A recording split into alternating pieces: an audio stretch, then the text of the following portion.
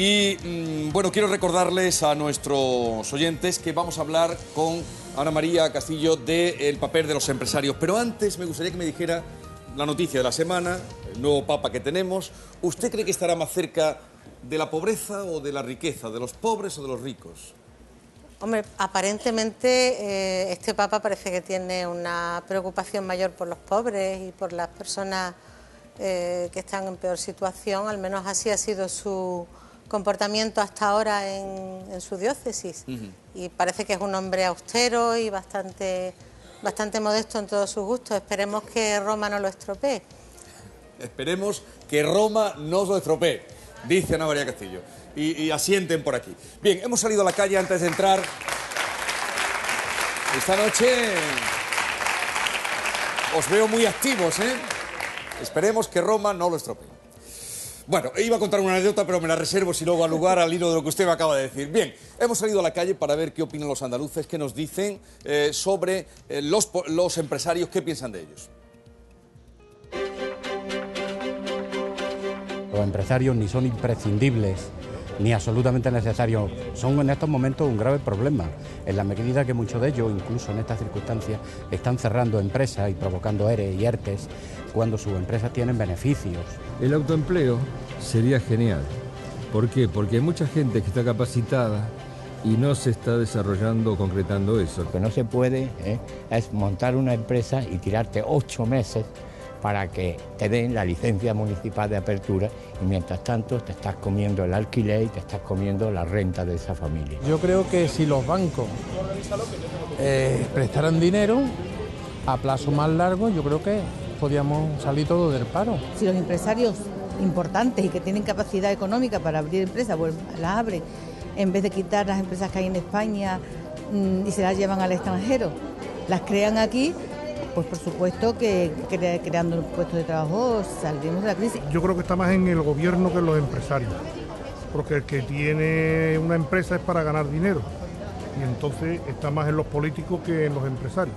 Yo si fuese empresario lo primero no hubiese apoyado esta reforma laboral, que lo único que ha hecho ha sido abaratar el despido y aumentar el número de parados. Si yo tuviera que llevar hacia adelante una empresa y como española que soy, yo creo que no me quedaría en España, si quiero que mi empresa triunfe.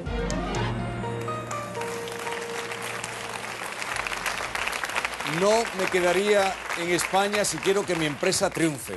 La calle opina, en este programa el público pregunta, usted responde. ¿Está preparada? Cuando quieran, espero estarlo. Ana María, pues seguro que sí. Vamos a empezar por Granada, así es que, a ver, Madalena, ¿no? No me acuerdo de tu nombre ahora mismo, dímelo. Soledad, no me acordaba de tu nombre, perdóname. Adelante. Soledad. Adelante. Hola, buenas noches. Hola. Mi pregunta es, ¿cuál sería, según usted, el nuevo modelo de producción y de creación de empresas para que España empiece a levantarse? Es una pregunta que yo creo que al Gobierno le encantaría tener la respuesta y a la mayoría de los empresarios y de los emprendedores también. Yo creo que esta crisis lo que ha puesto de manifiesto es que los modelos de negocio especulativos, basados en la consecución de beneficios a corto plazo y extraordinariamente grandes, que han arriesgado tanto, son modelos totalmente obsoletos. Tenemos que ir a una economía que esté basada en unos modelos de negocio sostenibles, con una preocupación social, donde se gane dinero contando con las personas y compartiendo con las personas, modelos de negocio que creen valor de verdad y que respondan a necesidades del mercado y sobre todo pues que sean respetuosos con todos los que participan en ese proceso. Pero no tiene un pequeño modelo... Acércate, Soledad, un poquito del micrófono. No tiene aunque sea un pequeño modelo, porque antes teníamos la construcción, que ha sido durante estos años el crecimiento de España. ¿Cuál sería el siguiente modelo para empezar a crecer? Realmente... No sé, una chincheta con bombillas, algo para empezar. Ninguna economía debe centrarse excesivamente en un solo sector. Una economía, digamos, sólida por lo general tiene que tener una participación significativa de todos los sectores y las economías más desarrolladas son economías bastante terciarizadas, es decir, que tienen un sector servicios potente.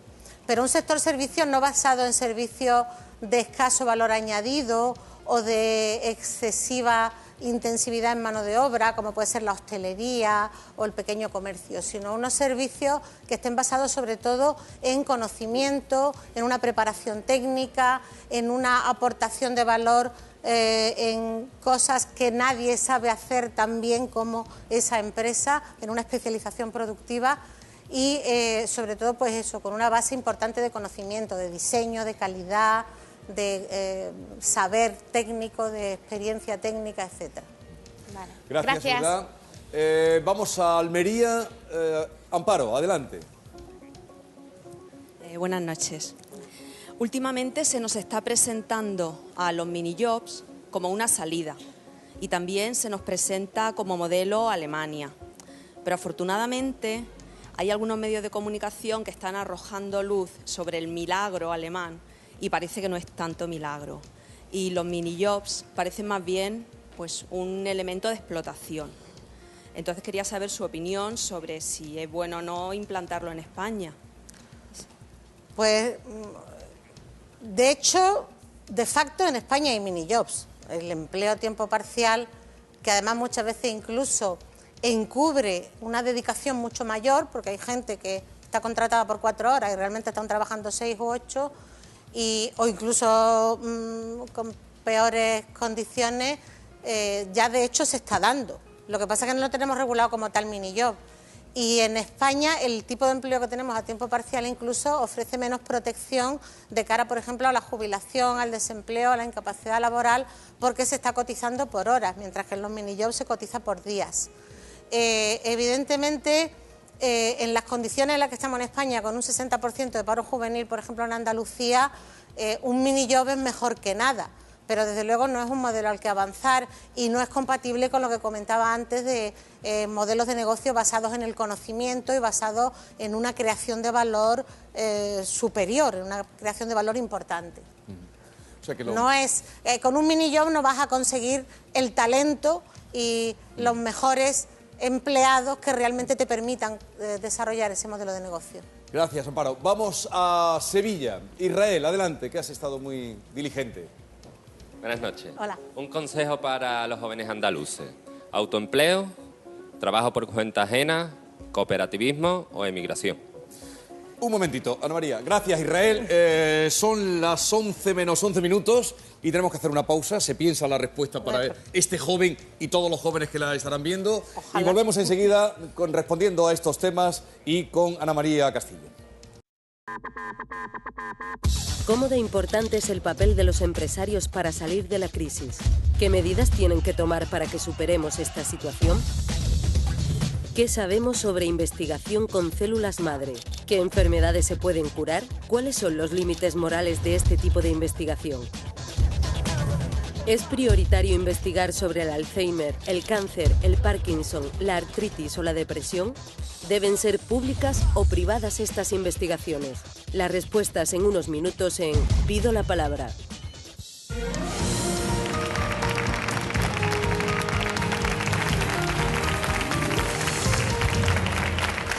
Seguimos en Pido la Palabra.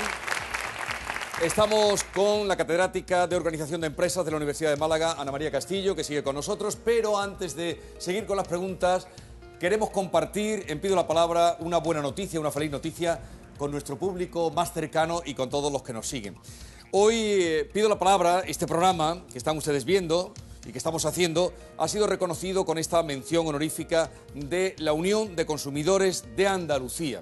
Este es el premio que nos han dado, va por vosotros, todos tenéis mucho que ver. Agradecemos. Gracias. Agradecemos. Ahí hay imágenes. Gracias. Imágenes, esas imágenes son de esta mañana porque nos lo han entregado hoy mismo, esta mañana, la Unión de Consumidores, que hacía entrega de sus premios, y ese es el momento en el que le entregan el premio a Fidel Cardete, que es director de contenidos de Canal Sur Televisión, y gracias a todos. Bien, vamos ahora a la pregunta que nos habíamos quedado con Israel, que está ahí. Adelante, Israel. Le pedía un consejito para los jóvenes. Sí. Autoempleo, emigración, cooperativismo o trabajo por cuenta ajena. Ojalá alguna de esas alternativas sirviera para reducir el importantísimo problema que tenemos, sobre todo en Andalucía, del paro juvenil. Depende. Quiero decir, en primer lugar, si tienes una buena idea de negocio y una preparación no solo técnica, sino también empresarial, emprende. Pero todos no podemos ser empresarios. Como decía hace poco un responsable sindical, el paradigma todavía es el empleo asalariado. Todos no podemos ser empresarios, porque incluso esa pretensión que hay, que en algún momento lo he visto por ahí en algunos de los vídeos al principio, de promover el autoempleo, la mayor parte de las veces eso significa que eres un falso autónomo, que dependes de una gran empresa, que no tienes las coberturas y la protección social del derecho laboral, sino que estás sujeto al derecho mercantil y que el día que prescindan de ti no tienes ningún tipo de protección. Entonces, eso no es un paradigma deseable. Si te haces autónomo es porque puedes hacer un proyecto empresarial que realmente tiene pues, las condiciones que yo comentaba antes, que tiene un contenido que responde a necesidades sociales, que es un proyecto de hacer algo productivo y que tiene viabilidad económica y posibilidad de triunfar económicamente. Si no, yo creo que hay que seguir buscando básicamente dentro del empleo asalariado, del empleo por cuenta ajena. Y eso, lo ideal sería poder dirigirse a los sectores donde puede haber más empleo, y eso pasa por una preparación. Las personas que ya tienen una formación, tanto profesional o universitaria, pues parten en mejores condiciones, y de hecho las cifras de desempleo son inferiores en esos grupos. Pero el que no tiene esa preparación tiene que asumir que tiene que pasar por un reciclaje o por volver a la escuela, al centro de formación profesional o a donde sea. El cooperativismo también es una fórmula para emprender, y en estos momentos muy interesante, bien con la fórmula de la cooperativa o con cualquier otra fórmula, podemos llamarle de coworking o de trabajo en conjunto. Puede ser la sociedad anónima laboral o puede ser la limitada laboral o cualquier otra fórmula. Y para emprender, desde luego, en negocios basados en el conocimiento es una forma estupenda de reunir personas con diferentes cualificaciones, diferentes competencias y diferentes capacidades que puedan hacer actividades realmente innovadoras. Gracias, Israel. Vamos a Huelva. A ver, Salva, adelante. Buenas noches a todos, buenas noches. ¿Se escucha? Sí, ¿no? Sí, te escuchamos. Buenas noches, Ana María. No, saca voz. Quería seguir con el tema que planteaba Israel, ¿no? El tema del emprendimiento juvenil, ¿no? ¿No han llegado un poco tarde y un poco mal, y sobre todo son un poco incompletas, las medidas anunciadas por la ministra Fátima Báñez, paisana nuestra, en relación a los jóvenes emprendedores menores de 30, a la rebaja de esas cotizaciones? Yo creo que en el tema de la protección al emprendimiento en España siempre estamos llegando tarde. De hecho, según todos los indicadores que se están haciendo a través del Banco Mundial, España retrocede cada año en el índice de países en cuanto a la facilidad para hacer negocios, que es una cosa que no nos explicamos cuando todo el mundo dice que está trabajando para apoyar a la empresa. En cuanto a la facilidad para crear empresas, creo que estamos en el puesto 136 de 180 y pico países, o sea que es algo absolutamente por detrás de Zambia y de... Sí, por detrás de Albania, de Afganistán, de Irán, de Venezuela, de países, bueno, por supuesto de Marruecos y de todos los países de nuestro entorno. No solo llega tarde esa medida, sigue siendo muy escasa. Por ejemplo, en el Reino Unido tú te puedes hacer emprendedor pagando, creo que son algo así como 10 libras al mes de cotización, tienes varios meses en los que estás exento de declarar IVA y todo, no tienes que declarar IVA si no facturas a partir de un montante relativamente importante, y aún así pues tienes la posibilidad de aplazar tus declaraciones y tus pagos si lo justificas. Eso en España es algo impensable. No solo llega tarde eso, llega tarde, por ejemplo, el que no tengas que ingresar el IVA hasta que cobres la factura, que por lo visto además parece que no entra en vigor hasta el año que viene, pero encima parece que ya hay problemas técnicos, dicen que va a haber problemas técnicos para aplicarlo. Y otras muchas cosas, ¿eh? Todos hemos visto situaciones de empresarios que han intentado poner un negocio y llevan 4 años y no sé cuántos miles de euros gastados y todavía están en el mismo sitio que cuando empezaron, ¿no? En zonas de un paro demoledor. Realmente aquí en este país todavía no nos hemos dado cuenta de que el pequeño emprendimiento es la base de la economía. Tenemos un 99 y pico % de pymes y las pymes tienen una tasa de mortalidad muy alta. No hay pymes que, es decir, en 5 años el 80% de las pymes desaparecen y en 10 años el 90%. Eso tiene que ver con muchas de estas rigideces que tiene nuestro sistema. Pero también surgen muchas nuevas empresas. Lo que hay que hacer es apoyar que esas empresas que surjan primero con buenos proyectos y buenas ideas de negocio, con un apoyo institucional que no es simplemente que le den subvenciones, eso es lo de menos, sino con un apoyo en todo lo que es el funcionamiento y con empresarios vocacionales que además estén preparados. Yo quería comentar antes, y se lo decía en el descanso al presentador, que el vídeo que habéis puesto al principio, la opinión que tienen los andaluces de los empresarios parece que es bastante mala. Y realmente tenemos que darnos cuenta que los empresarios no son los Díaz Ferrán, Arturo Fernández, el señor Rosell, con todas estas opiniones que tienen, que la mitad de las veces nos dan ganas de salir corriendo de España, ¿no? Los empresarios son, el 99% de los empresarios son el señor que tiene una tienda en tu barrio, el que te vende el pan, la peluquera que te arregla cuando tienes que ir medio bien, el que tiene una pequeña mercería y te fía cuando te llevas algo que vale más caro, la joyería de la esquina. Esos son la mayoría de los empresarios, ¿eh? Los chicos que terminan la carrera y ponen un negocio basado en Internet, esos son los empresarios y a esos son los que hay que apoyar. Entonces no pensemos en el empresario, no lo identifiquemos con los que son menos del 1%. Lo que pasa es que esos son los representantes que ellos han colocado, o algunos empresarios, y vaya representantes. Aciertan menos que nosotros con los políticos. Gracias, Alba. Vamos con Cádiz. Adelante, Cádiz. A ver, Bárbara, adelante. Hola, buenas noches. En Alemania se está dando el caso que hay muchos jubilados que se están viendo obligados a coger un minijob para poder complementar lo que es su paga por jubilarse. ¿En España va a pasar lo mismo? Bueno, yo creo que si en España tuviéramos las pensiones de los alemanes ya nos podíamos conformar, con o sin minijob.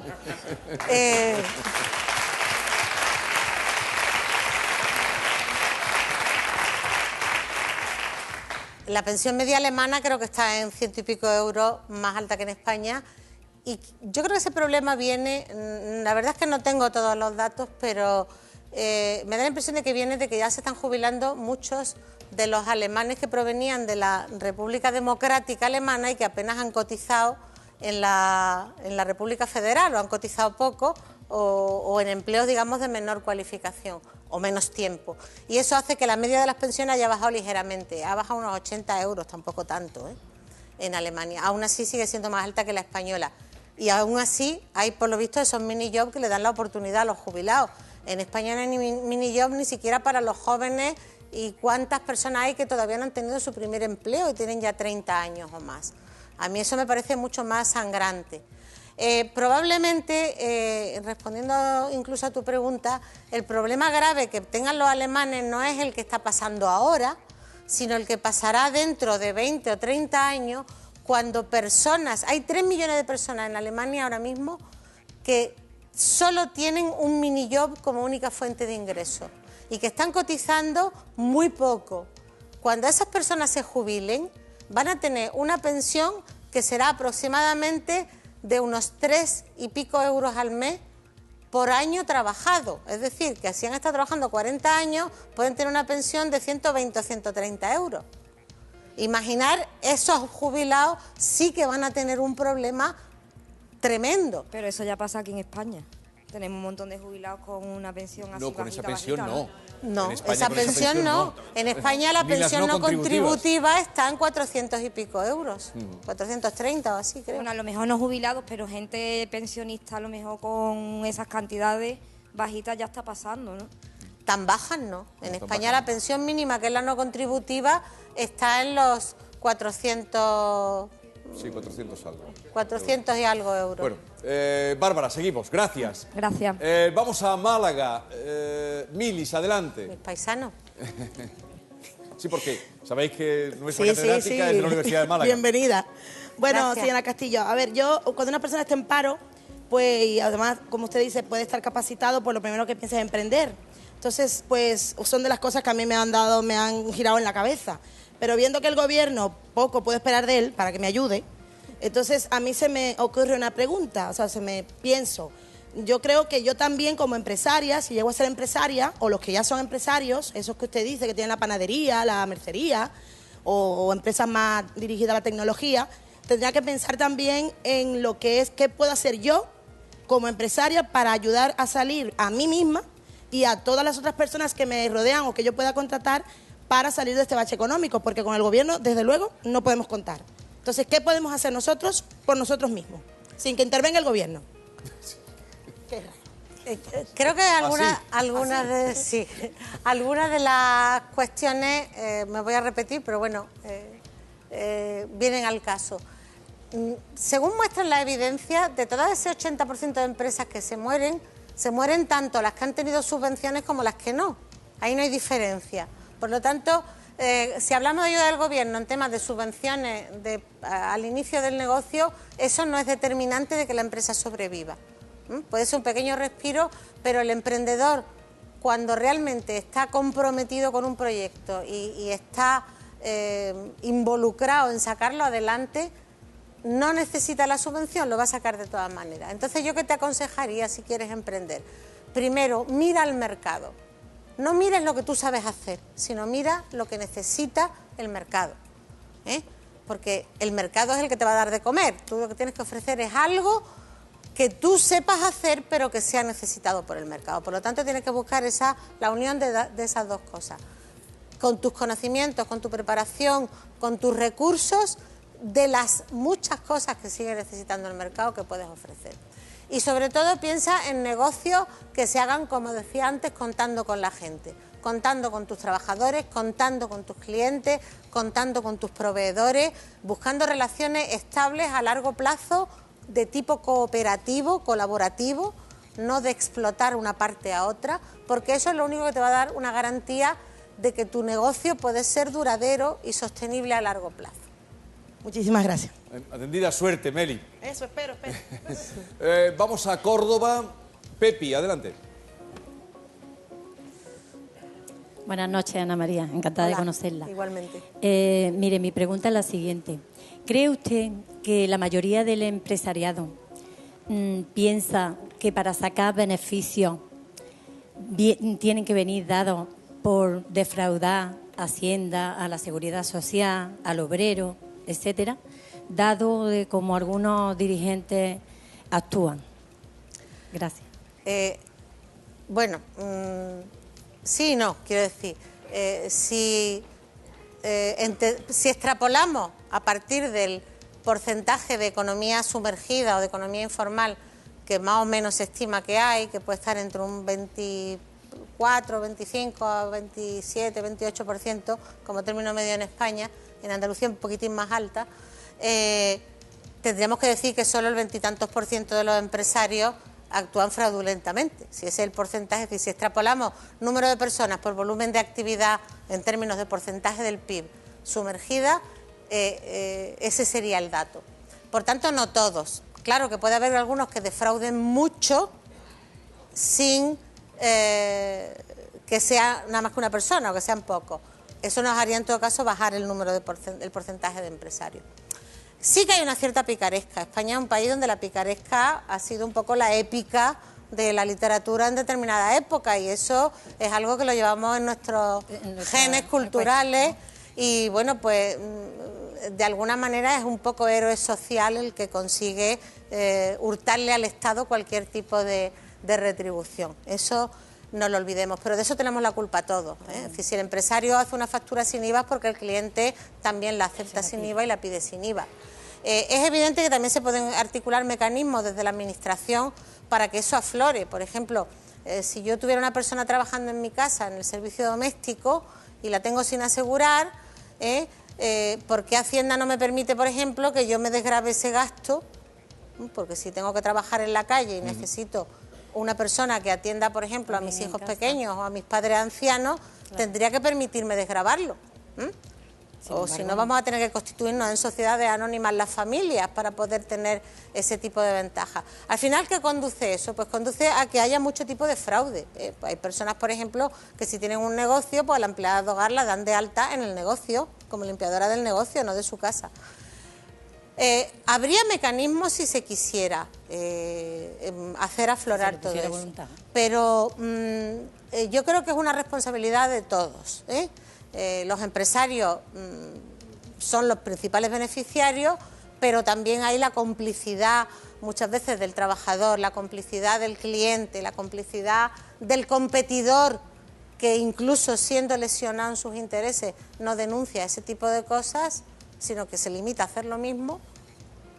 Tienen la culpa. Gracias, Pepi. Muchas gracias. Vamos a ver qué dicen las redes sociales con Mar Barrera, por favor. Buenas noches, catedrática. Hola.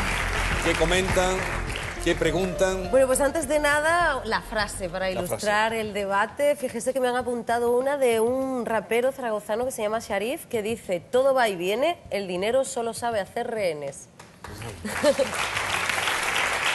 Los seguidores de Pido la Palabra en Internet todos coinciden, se quejan por las trabas que se encuentran a la hora de emprender un negocio y lo mucho que hay que invertir sin ayuda. Sobre estos temas hemos seleccionado 3 preguntas. La primera, Ni Albert se pregunta de que se habla mucho de los jóvenes emprendedores, pero ¿qué pasa con nosotros los mayores de 40 años?, se pregunta él.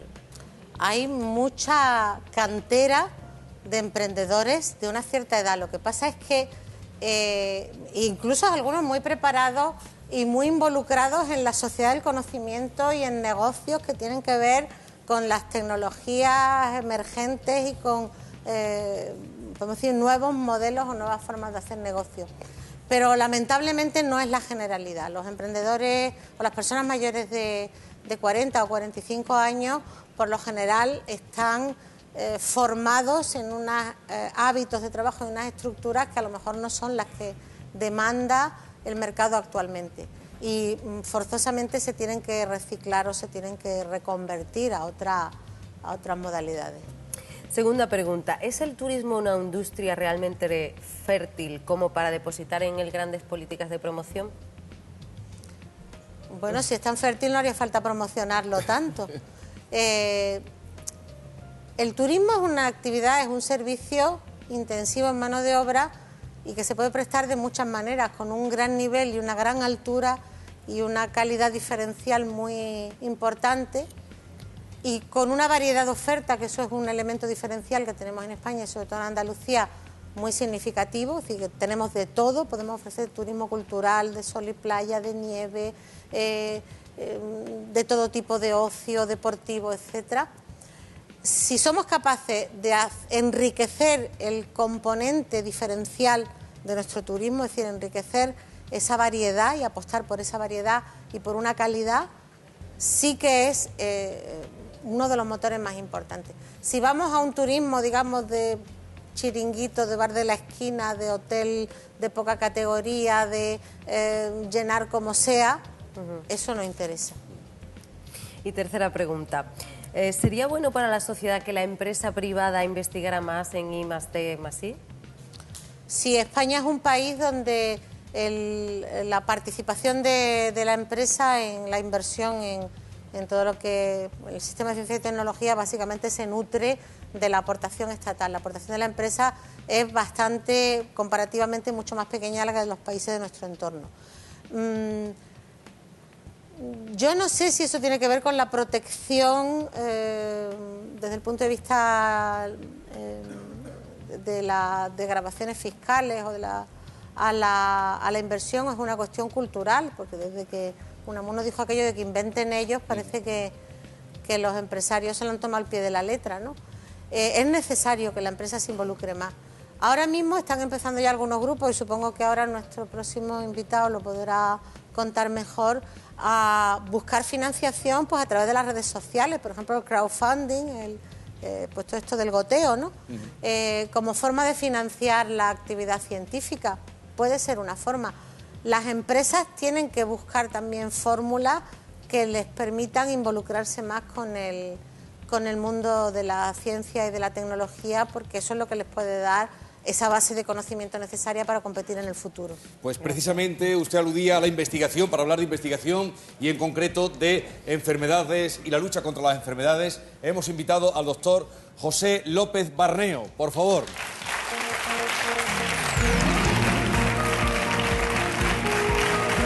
Bienvenido. Le presento a Ana María Castillo, a la que agradecemos muchísimo que haya estado con nosotros. No sé en cuántos espectadores habrá dejado la semilla para que emprendan y para que se lo piensen en lo que vayan a hacer. Ha sido un placer. Igualmente, gracias a vosotros por invitarme, ha sido un encanto estar aquí. Gracias, adiós. Un aplauso. Bueno.